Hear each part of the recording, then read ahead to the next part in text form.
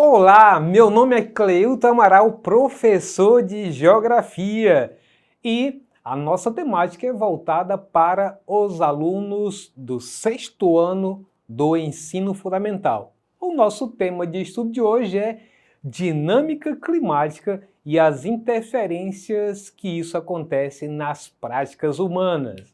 Mas para que a gente possa entender isso, de que maneira que isso interfere nas atividades humanas, ou até vice-versa, de que maneira é que o homem interfere na dinâmica climática, é importante a gente conhecer alguns conceitos. Acompanha comigo aí.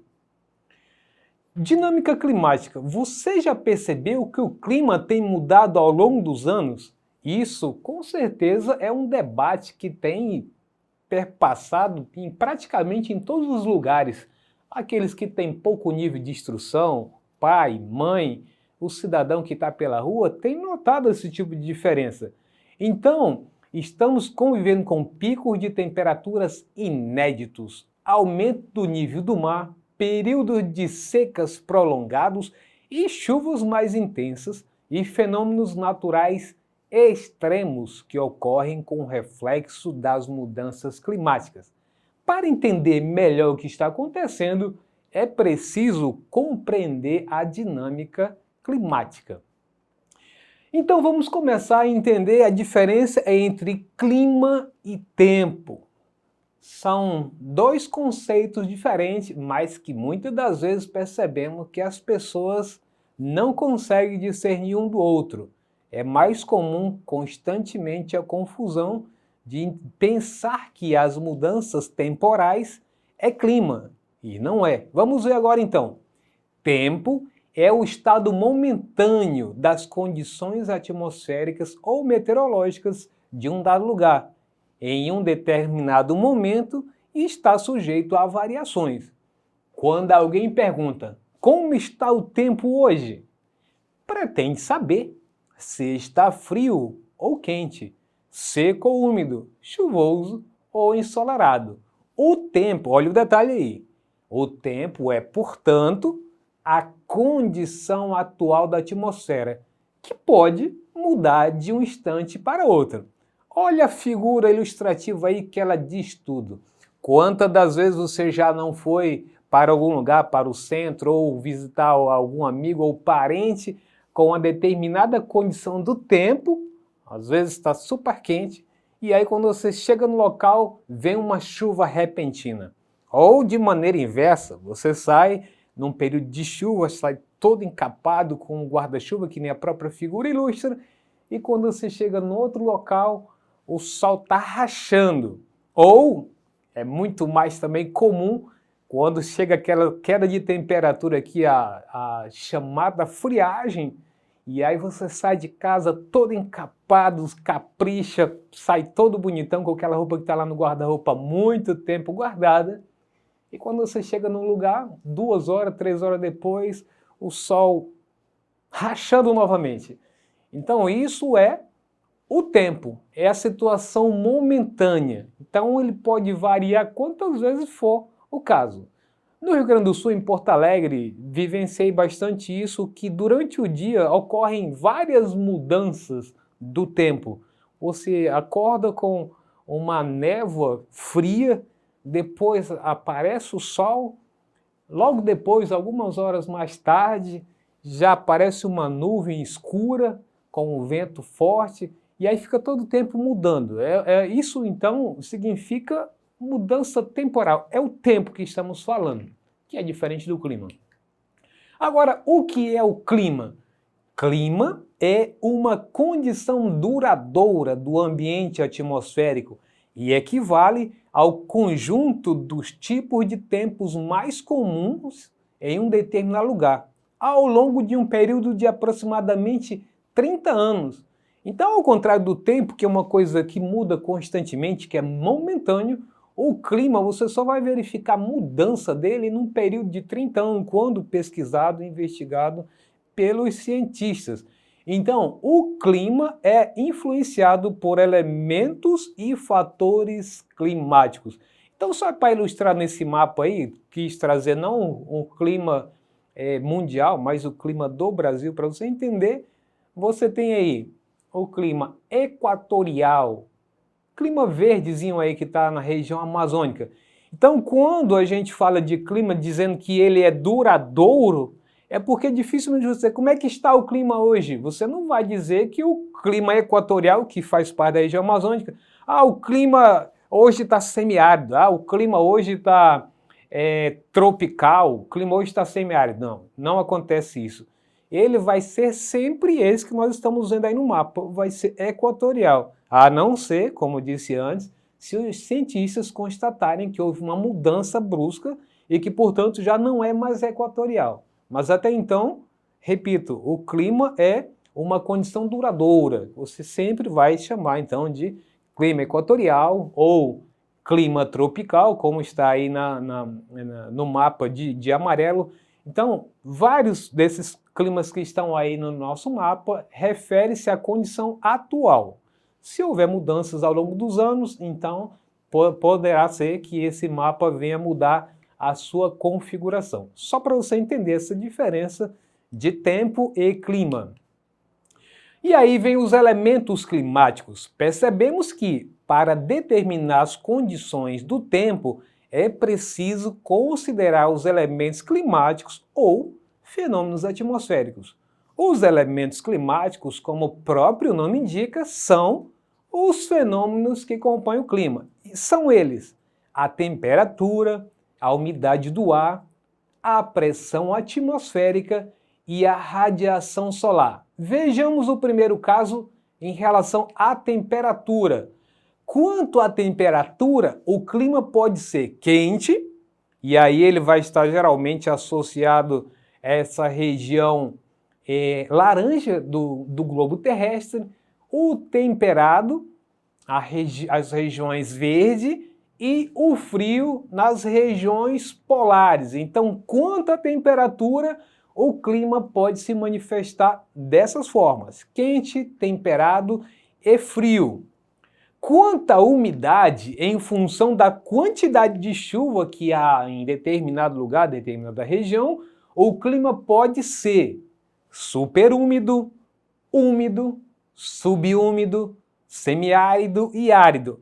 Mais uma vez, estou disponibilizando aí na imagem um mapa do Brasil, fonte IBGE, para mostrar onde é que aparecem essas características. Por exemplo, na região amazônica você tem aí o superúmido nessa cor rosada. Então aí quente, mas superúmido, né? No caso do úmido, você tem ainda o equatorial de azul ainda na região amazônica, quente com características úmidas. É interessante ressaltar que essas características quanto à umidade, em função da quantidade de chuva, elas vão determinar exatamente, inclusive, a qualidade de vida das pessoas. Inclusive, se você vai sentir que o ambiente é agradável, se é frio demais, se é quente demais.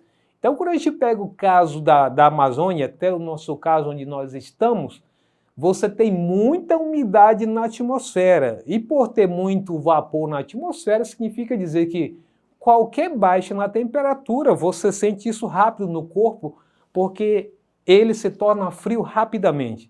Quando a gente fala que chega a 14 graus centígrados a temperatura, todo mundo já está procurando um abrigo, procurando se proteger, porque a umidade presente na atmosfera faz com que você tenha essa sensação na pele.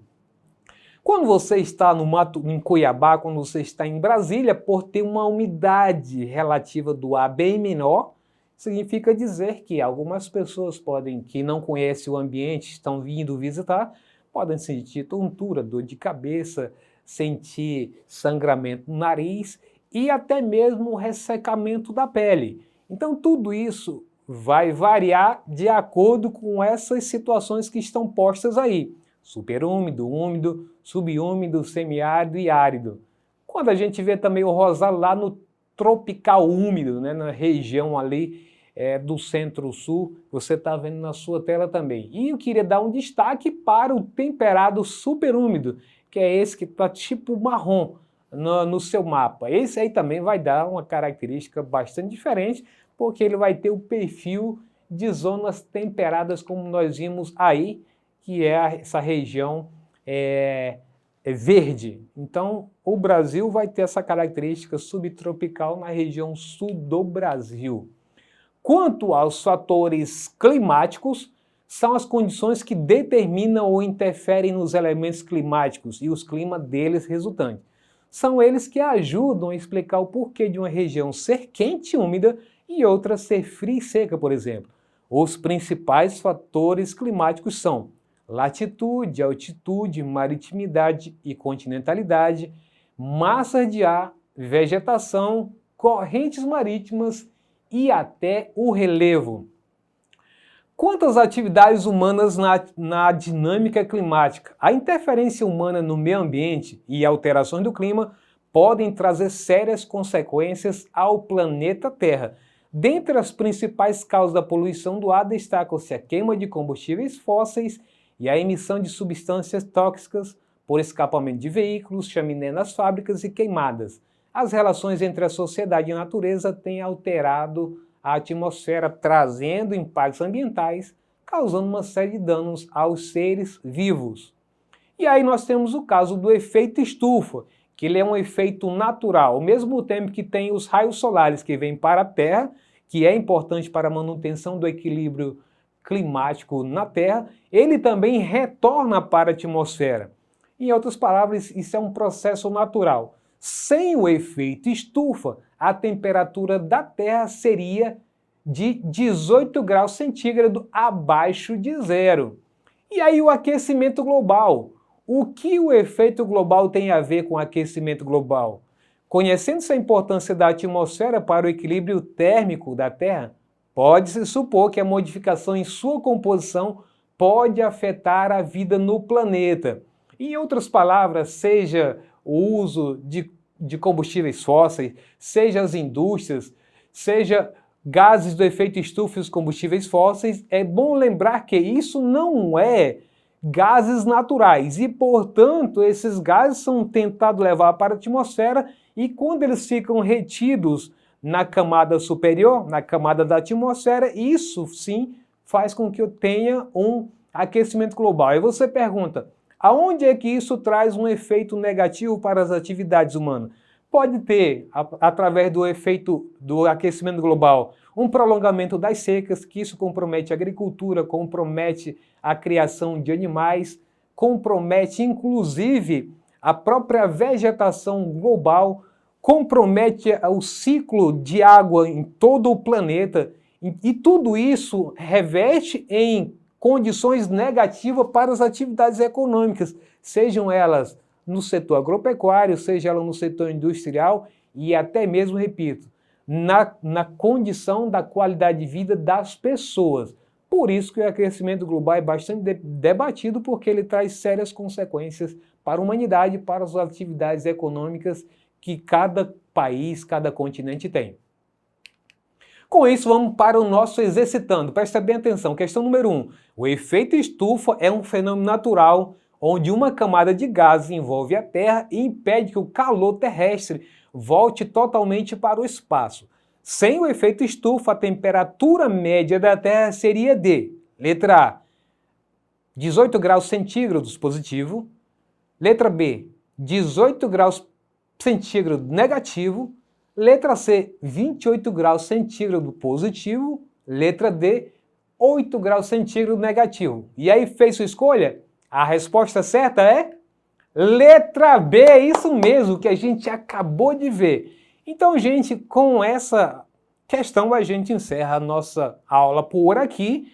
Agradeço a todos vocês que nos acompanharam. Quem quiser assistir essa aula ou qualquer outro componente curricular, basta acessar a plataforma Eduque. Com isso, meus agradecimentos e até a próxima aula.